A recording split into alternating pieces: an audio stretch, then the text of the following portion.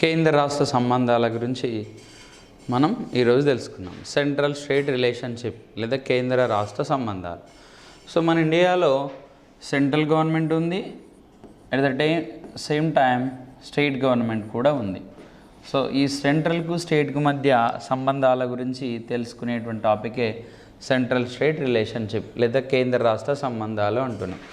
So కేంద్ర రాష్ట్ర సంబంధాల గురించి మనకి కాన్స్టిట్యూషన్లో 11th పార్ట్, కాన్స్టిట్యూషన్లోని 11th పార్ట్, కాన్స్టిట్యూషన్లోని 12th పార్ట్, సో కాన్స్టిట్యూషన్లోని 13th పార్ట్, ఈ 3 పార్ట్స్ కేంద్ర రాష్ట్ర సంబంధాల గురించి తెలుపుతున్నాయి. అయితే ఇందులో 11th పార్ట్ వచ్చేసి కేంద్ర రాష్ట్ర సంబంధాల గురించి చెప్పేటువంటి దానిలో 11th పార్ట్ మనకి సో ఏ సంబంధాల గురించి కేంద్రం మరి రాష్ట్రాల మధ్య ఏ సంబంధాల గురించి తెలుపుతున్నాయంటే, ఒకటి వచ్చేసి శాసన సంబంధాలు, ఇంకొకటి పరిపాలన సంబంధాలు. ఒకటి వచ్చేసి శాసన సంబంధాల గురించి తెలుపుతా ఉంది, ఇంకొకటి పరిపాలన సంబంధాల గురించి, శాసన మరియు పరిపాలన సంబంధాల గురించి తెలుపుతున్నాయి. సో శాసన సంబంధాలు పరిపాలన సంబంధాలు అంటే ఏంటని అర్థము? Legislative relationship and administrative relationship అంటాం. Administrative relationship between the central and state government. So administrative relationship. మరి సెంట్రల్కు స్టేట్కు మధ్య కేంద్ర రాష్ట్రాల మధ్య సంబంధాలు ఉన్నాయి కదా, ఆ సెంట్రల్ స్టేట్ మధ్య సంబంధాలు ఏవైతే లెజిస్లేటివ్ అడ్మినిస్ట్రేటివ్ రిలేషన్షిప్ గురించి చెప్పే ఆర్టికల్స్ ఏవి అంటే 245. సో 245. సో మనకి ఏ ఆర్టికల్ చెప్తుంది? 245, 245 ఆర్టికల్ నుంచి మొదలుకొని సో 264 వరకు గల ఆర్టికల్స్, 263 వరకు గల ఆర్టికల్స్. సో 263 వరకు గల ఆర్టికల్స్ దేని గురించి తెలియజేస్తున్నాయంటే కేంద్ర రాష్ట్ర సంబంధాలలో శాసన సంబంధాలు మరియు పరిపాలన సంబంధాల గురించి తెలియజేస్తుంది. అయితే శాసన సంబంధాల గురించి 245 నుంచి మొదలుకొని 255 వరకు గల ఆర్టికల్స్ లెజిస్లేటివ్ రిలేషన్షిప్ గురించి తెలియజేస్తున్నాయి. ఇక పరిపాలన సంబంధాల గురించి మనకి 256 to 263 ఆర్టికల్స్ అడ్మినిస్ట్రేటివ్ రిలేషన్షిప్ అంటే పరిపాలన సంబంధాల గురించి తెలియజేస్తూ ఉన్నాయి. ఇది 11th పార్ట్. సో కాన్స్టిట్యూషన్లో 11th పార్ట్లో మనకి 245 to 263 ఆర్టికల్స్ మనకు శాసన మరియు పరిపాలన లెజిస్లేటివ్ అండ్ అడ్మినిస్ట్రేటివ్ రిలేషన్షిప్ గురించి తెలియజేస్తుంది. ఇక ఆర్థిక సంబంధాలు, సో ఫైనాన్షియల్ రిలేషన్షిప్స్ లేదా ఆర్థిక సంబంధాల గురించి తెలియజేసే ఆర్టికల్స్ వచ్చేసి 264 నుండి మొదలుకొని 300 అండ్ 300A అనేటువంటి ఆర్టికల్స్, 300A ఆర్టికల్స్ మనకి ఫైనాన్షియల్ రిలేషన్షిప్ గురించి, కేంద్ర రాష్ట్రాల మధ్య ఫైనాన్షియల్ రిలేషన్షిప్ గురించి, సో ఆర్థిక సంబంధాల గురించి తెలియజేస్తూ ఉన్నాయి. ఇక 13th part, so 13th part వచ్చేసి మనకి 13వ భాగం అంటున్నా నేను.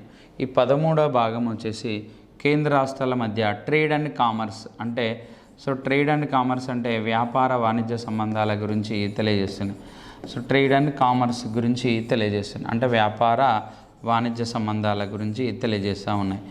వ్యాపార వాణిజ్య సంబంధాల గురించి మనకి ఏవి తెలియజేస్తున్నాయి? 13th పార్ట్ తెలియజేస్తున్నాయి. ఇక్కడ 301 నుంచి 307 వరకు గల ఆర్టికల్స్ సో దేని గురించి తెలియజేస్తున్నాయి అంటే కేంద్ర రాష్ట్రాల మధ్య వ్యాపార వాణిజ్య సంబంధాల గురించి తెలియజేస్తున్నాయి. అంటే మొత్తం మీద కేంద్రము మరియు రాష్ట్రాల మధ్య, సో సెంట్రల్ మరియు స్టేట్స్ మధ్య మొత్తం 3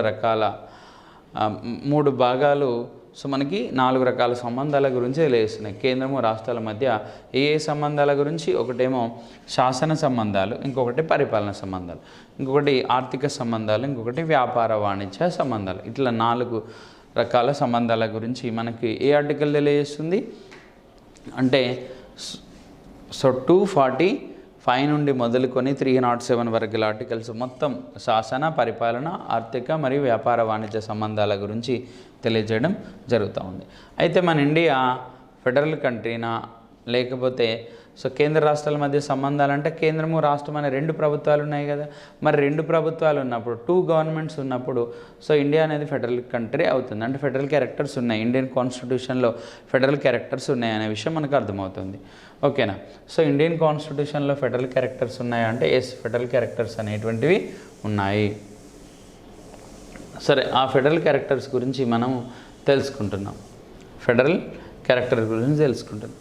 అయితే ఇప్పుడు ఫెడరల్ అనే పదము, ఫెడరల్ అనేటువంటి పదము ఎక్కడి నుండి రావడం జరిగింది అంటాడు. ఫెడరల్ అనే పదము ఏ దేశ రాజ్యాంగం నుండి రావడం జరిగింది? సో ఫెడరల్ అనే వర్డ్, ఫెడరల్ అనే పదము ఎక్కడ ఏంటిదంటే ఇంగ్లీష్ పదం. ఫెడరల్ అనే పదము వచ్చేసి ఇంగ్లీష్ పదం. సో ఈ ఇంగ్లీష్ పదం ఎక్కడి నుండి వచ్చింది అంటే ఫోడస్ అనేటువంటి లాటిన్ పదం నుండి వచ్చింది. సో ఫోడస్ అనేటువంటి ఒక లాటిన్ పదం నుండి ఈ ఫోడస్ అనేటువంటి లాటిన్ పదం నుండి ఫెడరల్ అనేటువంటి పదము రావడం జరిగింది. ఓకేనా. సో ఫోడస్ అనేటువంటి పదము ఏ భాష పదము అంటే లాటిన్ భాష పదము. సో ఫోడస్ అనేటువంటి ఒక లాటిన్ భాష పదము నుండి ఫెడరల్ అనేటువంటి ఇంగ్లీష్ పదం వచ్చింది. ఓకేనా. ఫెడరల్ అంటే లేదా ఫోడస్ అంటే మీనింగ్ ఏమొస్తుంది అంటే అగ్రిమెంట్ అని మీనింగ్ వస్తుంది. అగ్రిమెంట్ లేదా ట్రీటీ అని మీనింగ్ వస్తుంది. అగ్రిమెంట్ లేదా ట్రీటీ. సో ట్రీటీ అని మీనింగ్ వస్తుంది, అంటే ఒప్పందము అని మీనింగ్ వస్తుంది. ఓకేనా.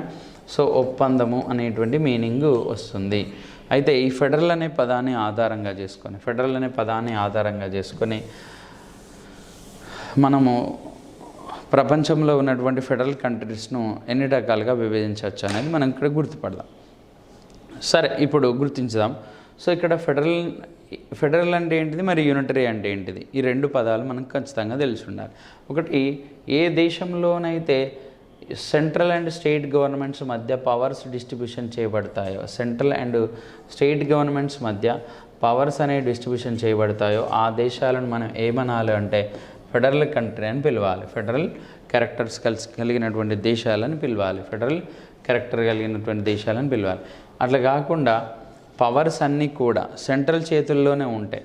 సో పవర్స్ అన్నీ కూడా, అధికారాలన్నీ కూడా ఓన్లీ సెంట్రల్ చేతుల్లోనే ఉన్నాయనుకోండి, ఓన్లీ సెంట్రల్ చేతుల్లోనే ఉంటే దాన్ని ఏమంటామంటే యూనిటరీ క్యారెక్టర్స్ అని పిలుస్తాం. యూనిటరీ క్యారెక్టర్స్ యూనిటరీ క్యారెక్టర్స్ అంటే ఏంటిది అన్నట్టు ఏకకేంద్రక లక్షణాలని మీనింగ్. ఏకకేంద్రక లక్షణాలు.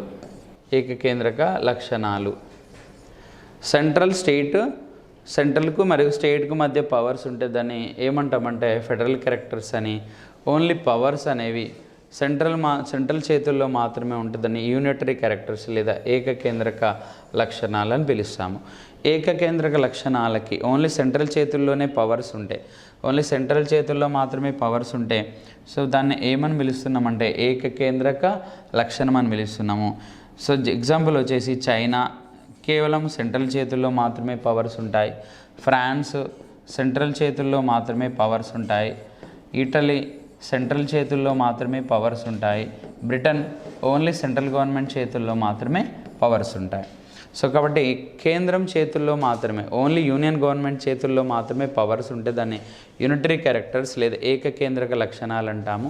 కాబట్టి భారతదేశము అనేటువంటిది ఈ రెండింటిని కలిగి ఉన్నటువంటి దేశం. కానీ కొన్ని దేశాలలో కనుక చూస్తే, కొన్ని కంట్రీస్లలో కనుక చూస్తే యూనియన్ గవర్నమెంట్ చేతుల్లో పవర్స్ ఉంటాయి. యూనియన్ గవర్నమెంట్స్ చేతుల్లో పవర్స్ ఉంటే దాన్ని ఏమని పిలవాలి? యూనియన్ గవర్నమెంట్ చేతుల్లో పవర్స్ ఉంటే దాన్ని యూనిటరీ క్యారెక్టర్స్ కలిగినటువంటి లేదా ఏకకేంద్రక దేశాలను పిలవాలి. Example China, France, Italy, Britain అనేటువంటి దేశాలు. సో ఇవి కేంద్రం చేతుల్లోనే పవర్స్ ఉంటాయి. ఇక సెంట్రల్ స్టేట్ రెండింటికి మధ్య పవర్స్ ఉంటాయి. సెంట్రల్ మరియు స్టేట్స్ రెండింటికి పవర్స్ ఇవ్వబడతాయి. వాటిని ఫెడరల్ దేశాలని పిలుస్తాము. సో ఫెడరల్ దేశాలకి ఎగ్జాంపుల్ ఏంటి అంటే Australia,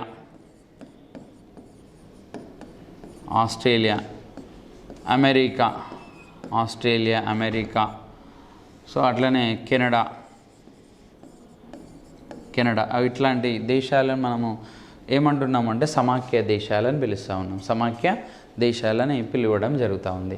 so Australia, US, Canada ఇట్లాంటి, ఇండియా కూడా మనకు సో సమాఖ్య లక్షణాలను కలిగి ఉంది, ఏకకేంద్రక లక్షణాలు కలిగి ఉంది.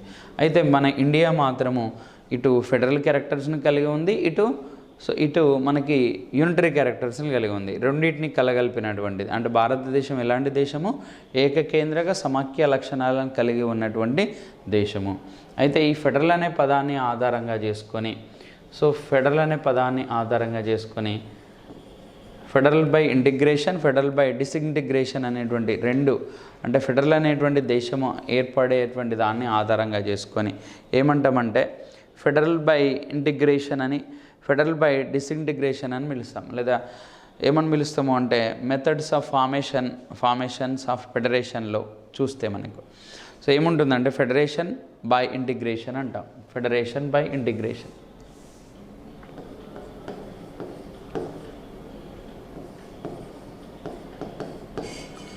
Federation by integration.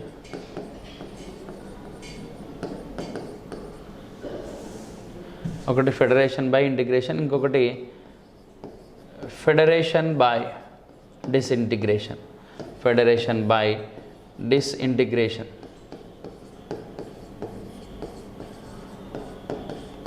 ఇట్లా రెండు రకాల దేశాలుగా పిలవచ్చు. ఓకేనా?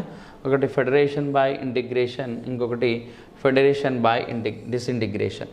సో ఫెడరేషన్ బై ఇంటిగ్రేషన్ అంటే ఏంటంటే ఆ దేశాలే ఏం ఏర్పడ్డాయి అన్నట్టు అగ్రిమెంట్ చేసుకొని దేశం కనుక ఏర్పాటు చేయబడితే, అంటే ఒక ఎగ్జాంపుల్ కనుక చూస్తే 1776లో 1776లో సో 1776లో 13 రాజ్యాలకు ఇండిపెండెన్స్ వచ్చింది. 13 కంట్రీస్కి ఇండిపెండెన్స్ రావడం జరిగింది. ఆ కంట్రీస్ అన్నీ కూడా చుట్టుపక్కల ఉన్నటువంటి ఆ 13 రాజ్యాలన్నీ కూడా 1787లో ఏం చేశారు? 1787లో అగ్రిమెంట్ చేసుకొని, సో అగ్రిమెంట్ కుదుర్చుకొని ఆ అగ్రిమెంట్ మీద సంతకం చేసుకొని ఏంటి ఒక దేశంగా ఏర్పాటు చేయబడ్డాయి. అంటే ఏంటన్నట్టు సో వేరు దేశాలన్నీ కలిసి ఒక దేశంగా ఏర్పాటు చేస్తే దాన్ని ఏమన్నాము?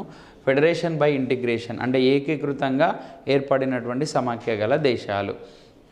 అంటే ఇక్కడ ఏమని అర్థమవుతుంది? సో సమాఖ్య ద్వారా ఏకీకరణ ద్వారా సమాఖ్య దేశంగా ఏర్పడడం అని అర్థమవుతుంది. అంటే ఏంటన్నట్టు అప్పుడు 13 రాజ్యాలు కలిసి ఒకటే దేశంగా ఏర్పాటు చేసుకున్నాయి. సో అదే దేశం పేరే యుఎస్ఏ.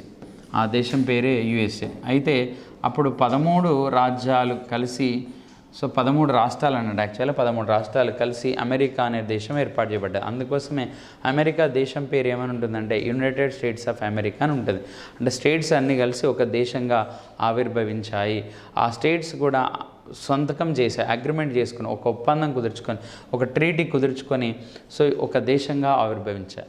అలా ఏకీకరణ ద్వారా సమాఖ్య దేశంగా ఏర్పడితే దాన్ని మనం ఏమంటారు అంటే ఫెడరేషన్ బై ఇంటిగ్రేషన్, లేదా ఏకీకరణ ద్వారా సమాఖ్య దేశంగా ఏర్పడడం అంటాం. So example America. అయితే అమెరికా 1776లో ఇండిపెండెన్స్ వచ్చింది 13 రాజ్యాలకి. ఆ 13 రాజ్యాలు ఒప్పందం కుదుర్చుకొని ఒక దేశంగా ఆవిర్భవించాయి. సో అందుకే అమెరికా దేశం అనేది ఏర్పాటు చేయబడ్డప్పుడు 13 రాష్ట్రాలుగా డివైడ్ చేసి 13 రాష్ట్రాలతో కూడినటువంటిది అమెరికా. అయితే ఇప్పుడు మాత్రం 50 రాష్ట్రాలు ఏర్పాటు చేయబడ్డాయి. అమెరికాలో ఇప్పుడు ప్రజెంట్ ఎన్ని స్టేట్స్ ఉన్నాయంటే 50 రాష్ట్రాలు ఉండడం జరిగింది. ఓకేనా? ఒకప్పుడు 13 స్టేట్స్ ఉండే, ఇప్పుడేమో సో ఎన్ని స్టేట్స్ ఉన్నాయంటే 50 రాష్ట్రాలు ఉన్నాయి. అందుకే అమెరికన్ నేషనల్ ఫ్లాగ్ను కనుక పరిశీలించినట్లయితే సో 13 అడ్డుగీతలు అనేటువంటివి ఉంటాయి. అలానే 50 స్టార్స్ అనేటువంటి మనకు కనబడతాయి. సో 50 స్టార్స్ మనకు కనబడతాయి. అంటే ఈ 50 స్టార్స్ దేనికి సింబాలిక్ అంటే ప్రజెంట్ ఉన్నటువంటి స్టేట్స్కి సింబాలిక్. సో ప్రజెంట్ ఉన్నటువంటి స్టేట్స్కి సింబాలిక్. ఈ లైన్స్ దేనికి సింబాలిక్ అంటే సో అమెరికా ఫామ్ అయినప్పుడు 1787లో 1787లో అమెరికా అగ్రిమెంట్ ప్రకారంగా ఏర్పాటు చేయబడినటువంటి అమెరికా ఫామ్ అయినప్పుడు ఉన్నటువంటి స్టేట్స్కి సింబాలిక్. అప్పుడు 13 స్టేట్స్ ఉండేవి కదా, దానికి సింబాలిక్. ఓకేనా? సో ఫెడరేషన్ బై ఇంటిగ్రేషన్గా చెప్తా ఉన్నాం మనం. నెక్స్ట్ ఫెడరేషన్ బై డిసింటిగ్రేషన్ అంటున్నాం మనం. సో 1865 ఆ టైంలో కెనడా అనేటువంటి దేశము విచ్ఛిన్నం ద్వారా సమైక్య దేశంగా ఆవిర్భవించింది. అది పూర్తి స్థాయిలో అమల్లోకి వచ్చింది 1867 ఆ టైంలో. సో 1867 ఆ టైంలో కెనడా అనేటువంటి దేశం విచ్ఛిన్నం చెంది, అంటే అది చాలా పెద్ద దేశం కాబట్టి ఈ పెద్ద దేశం అనేటువంటిది విచ్ఛిన్నం ద్వారా ఒక సమైక్య దేశంగా మారిపోయింది. అంటే ఈ పెద్ద దేశము పరిపాలన చేయడానికి సులభంగా ఉండడం కోసం, జనాభా ఎక్కువ కాబట్టి పరిపాలన, ఇది జాగ్రఫికల్గా పెద్ద దేశం కాబట్టి పరిపాలన సులభతరం చేయడానికి కోసము దేశాన్ని విడగొట్టి సమాఖ్య దేశంగా ఏర్పాటు చేస్తే దాన్ని మనం ఫెడరేషన్ బై డిసింటిగ్రేషన్, విచ్ఛిన్నం ద్వారా సమాఖ్య దేశం ఏర్పడడం అని పిలుస్తాం. సో అలా 1867లో కెనడా అనేటువంటి దేశము 1867లో కెనడా అనేటువంటి దేశము విచ్ఛిన్నం చెంది సమాఖ్య దేశంగా మార్పు చెందబడింది. అప్పుడు 4 రాష్ట్రాలు ఉండేవి. సో 4 స్టేట్స్ ఉండేవి, 4 రాష్ట్రాలు ఉండేవి. ఇప్పుడు ఎన్ని స్టేట్స్ ఉన్నాయంటే 10 రాష్ట్రాలు ఉన్నాయి. సో 10 స్టేట్స్ ఉన్నాయి. ఓకేనా. సో ఇట్లా ఫెడరేషన్ బై డిసింటిగ్రేషన్ ద్వారా ఫెడరేషన్ బై డిసింటిగ్రేషన్ ద్వారా ఏర్పడినటువంటి సమాఖ్య దేశం ఏది అని అడుగుతాడు. సో అడిగినప్పుడు మనం కెనడా అని ఆన్సర్ చేయాలి. ఎగ్జాంపుల్ వచ్చేసి కెనడా.